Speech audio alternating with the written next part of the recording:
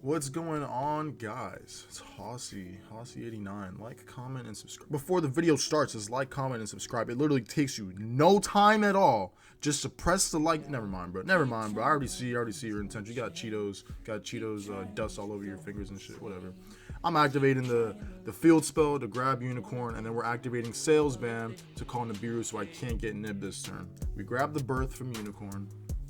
Theosis into the Fenrir, and this is pretty much that standard Kashtira combo. Theosis into Fenrir. Fenrir's grabbing the Rise Heart.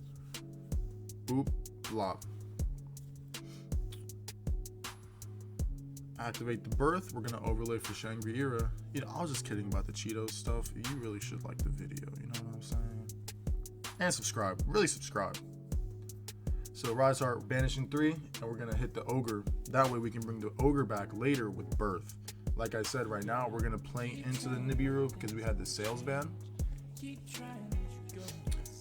Another thing I'm actually starting to realize right now is that Nib's kind of moving itself out of the format a little bit, and because realistically what's going on is everyone's realizing that Kashtira isn't the Titan that everyone thought it was going to be. Like, everyone thought it was going to be Tier Lens 2.0, and it's not, right? It's just another deck to beat.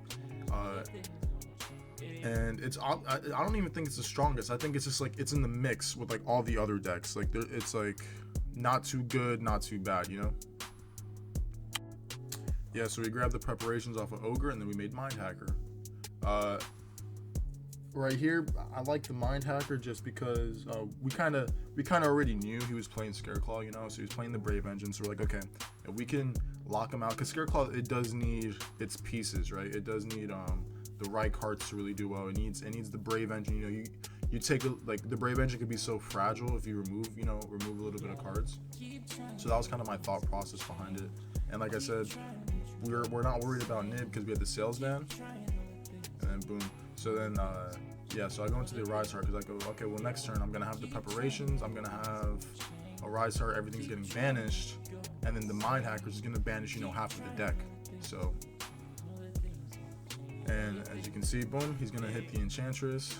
Crazy how he had her in hand, and he's gonna start searching his Brave Engine. So I think the Rite of Vermisier is here next. Boop, and then everything gets banished. Boop, hop, and then I get to pick a card.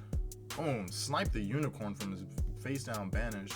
So it's Scareclaw Kashtira that he's playing, not the card. LOL. Activates Rite of Vermisier and gets the token. Of course, I get mandatory attach, which is pretty fire because right now this Rise Heart is getting kind of beefy. So he's gonna normal summon his Scareclaw monster, and I immediately realize, okay, he's gonna go into his Link 1, and the Link 1 kind of starts all of their plays, so we're just gonna book it, and that was enough, right?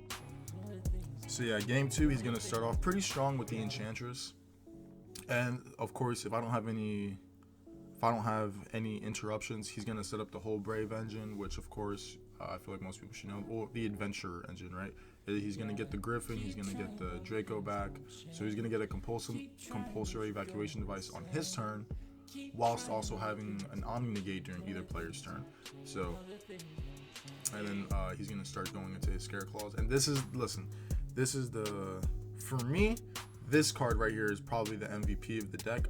Of course, Tri-Heart, the Link 3 is the strongest card, but Lightheart here, he just gives you so much, right? If you have Visa Starfrost, you can special summon himself back, and he's the searcher. He's just a Link 1 searcher, so he makes all of your regular Scareclaw monsters immediately a searcher, And he looks kind of cool. A little big head. What's up, big head?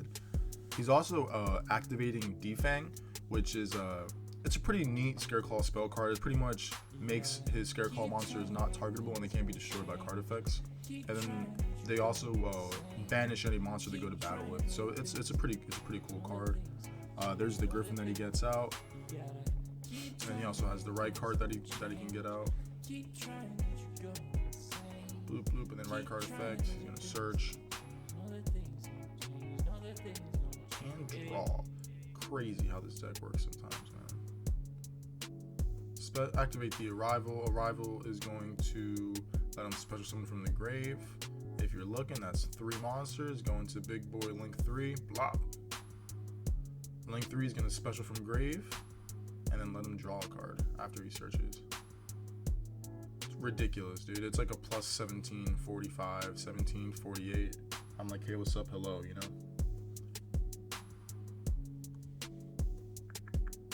Let's see what he's searching.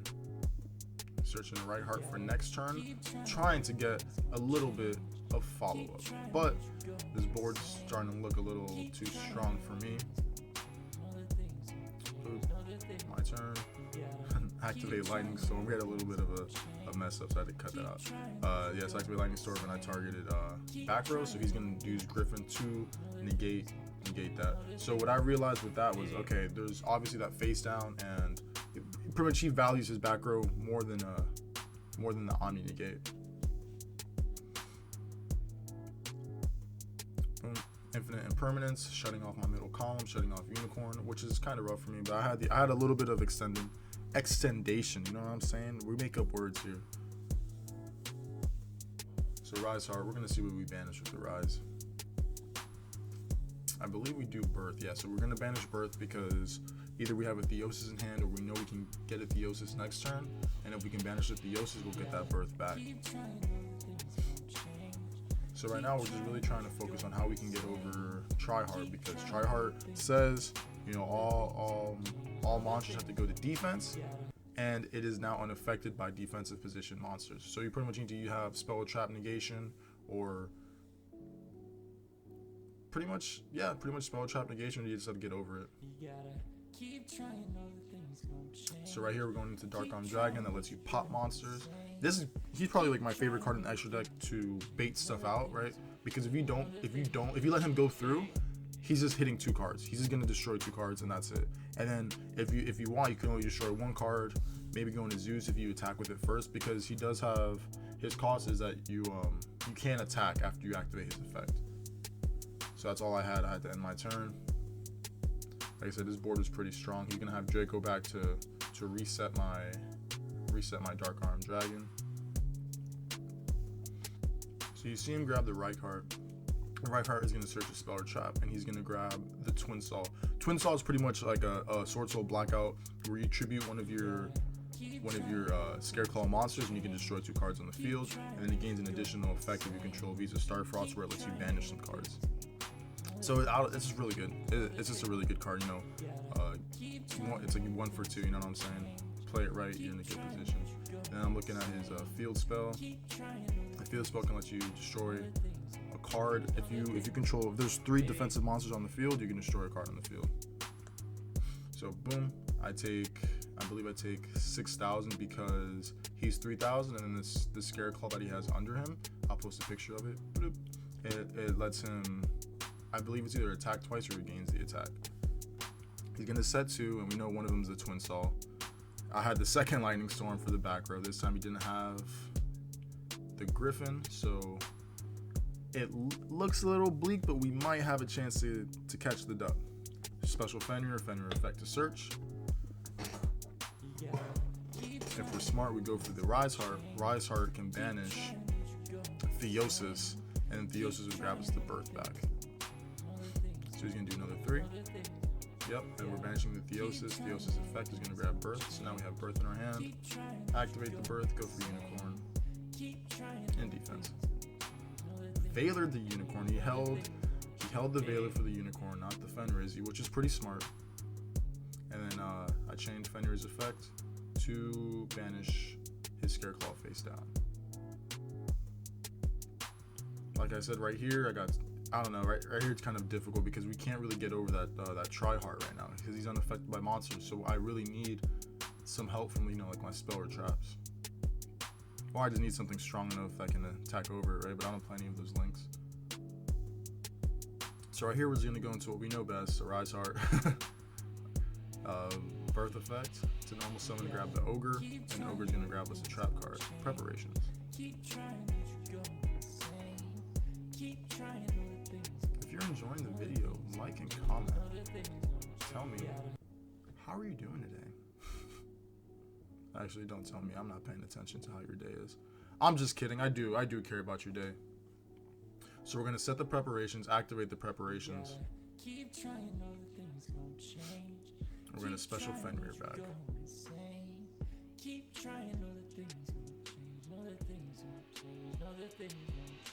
like I said, we have field advantage, but realistically, he has a little bit more gas than us, because like I can't get over that try hard. So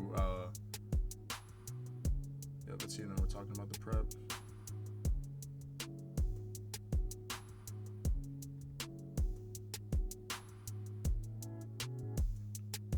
Yep, and then pretty much right here, he just that lets him do piercing, so he just attacks over my ogre that's in defense position, which would be 2,000 exactly. Like I said, he did 6,000 last turn, so 6,000 plus 2,000, easy 8K, and I just lose. Boop. And we go to game 3. Freaking Scareclaw, bro. What's going on? Now I get to go first. Let's see how we do this. Pot of Prosperity, such an amazing card, dude. 2, 3, 4, 5, 6. A lot of good cards here, I think. Yeah, we go for Lance. Book of Moon was a very close second. Book of Moon is such a good card in this situation. So we go for the Unicorn. Unicorn's gonna grab either Theosis or Birth. A lot of times if I go for Birth, I have Theosis in hand. If I go for Theosis, I have Birth in hand. If I have both, then just whatever you think would be a little bit better for the follow-up.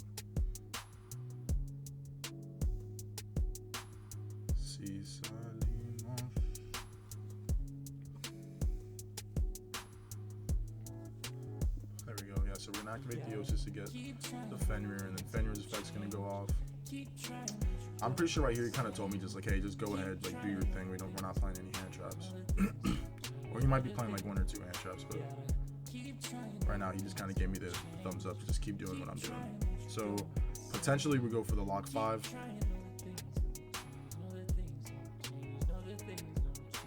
Loop. So we're gonna get a Special Rise Heart, banish 3, and then we're gonna see what we banish from our deck. Banish the Big Bang, the special something from our Shangri-Ira. So we're gonna do the Unicorn. Shangri-Ira's effect, locking one of his back row. Boom, go for the Birth. Birth's gonna let me normal summon or special summon again. Let's see where we go with. Go for Ogre. So we're gonna normal the Ogre, and we're gonna search a trap card. Yep, search that Preparations. Listen, man, Preparations, I'm telling you, yeah, I love it. It's such a good card. And its trap effect actually comes up.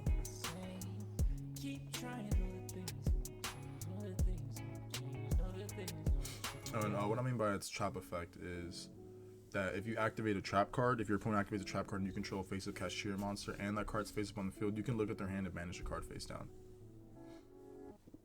So we go for Mind Hacker. Like I said, with this deck, with Scareclaw, I feel like banishing, like they need a lot of their cards, right? They play a lot of one-ofs, like Visa Starfrost, like, you know, like the Brave Engine. So like if we can get rid of, you know, slowly get rid of like some of those cards, it can really disrupt their combos. So we're gonna set 2, and then Birth, we're gonna special the Unicorn. So we didn't lock 5 up, but like I said, like we kind of feeling that he wasn't playing Nib. We had a feeling he's not playing any like Lava Golems or Kaiju. I think he's playing Kaijus, but. So right here I did a little misplay, but we did clear it up. Like we're not playing a tournament, we're just testing. So I would activate the Preparations in draw phase, and then in standby phase, activate Shangri-Ira's effect. Because right now, we went straight to standby phase, and I did Shangri-Ira, he did Imperm. So I'll give Sam that. Thank you for that, Samuel. Oh, this is Sam, by the way. He's playing Scareclaw. Nice guy, cool dude. He's Coach. That's what we call him. We call him Coach and Johnny Sins. No relation. And so then, and we'll chain the Lance. So I'll get the special summon from deck, and then because the Imperm, we will get to look at his hand and banish a card face down. Like I said, normally you want to do Preparations in draw phase. That way, when they do when you activate Shangri-Ira in the standby phase, you have a chance to look at their hand. So I don't grab the Evenly here because, as you can see, he only has 2 spots left in the spell and trap card zone. And after I banish his card face down, both of those spots will get locked, because Shangri-Ira's effect is going to prompt to banish a card, and then Mind Hacker's effect is going to prompt, which is going to let him banish, I think it was 10 cards off the top of his deck, which would make Shangri-Ira's effect prompt again, locking out another card. And I had Book of Moon set, so I think we were living good anyway.